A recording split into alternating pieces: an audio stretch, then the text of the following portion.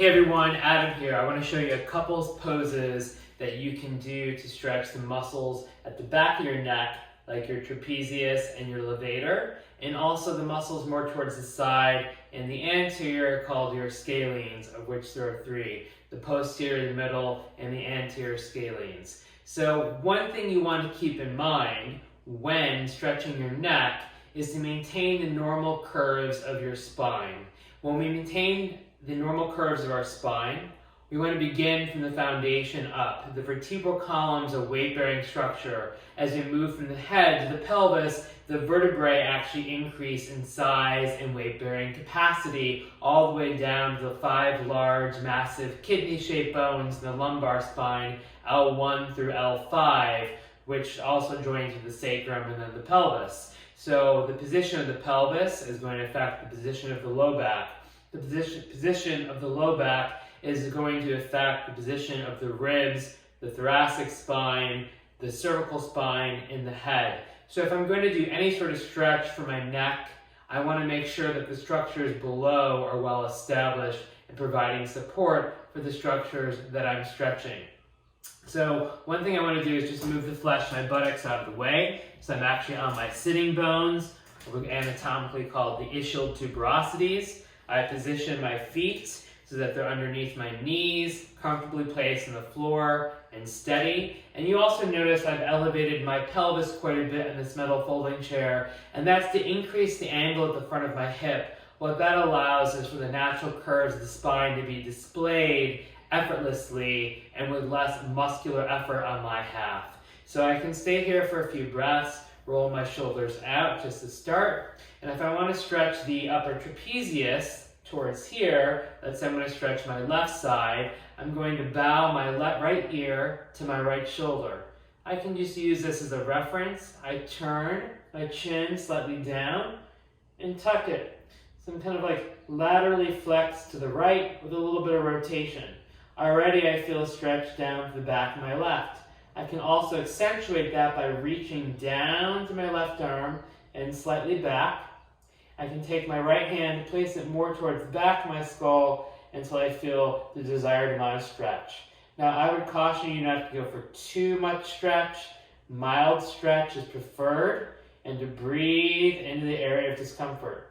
While the breath is obviously not in the neck, I can send my focus and the energy behind my breathing to the area of resistance and allow that focus to promote relaxation.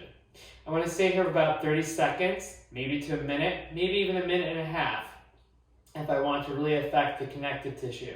To come up though, I place my hand on the right side, press it up slowly, come back to center, roll my shoulders out, and then I go to the other side, drop my left ear to my left shoulder, turn to gaze down diagonally towards the left, bow my chin to my chest. Right there I feel a stretch.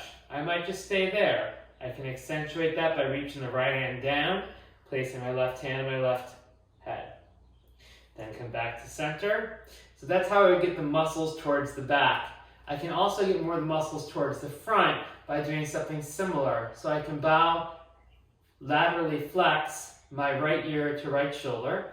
This time, tip my chin just slightly up and back, not too much, still keeping the curves in my spine.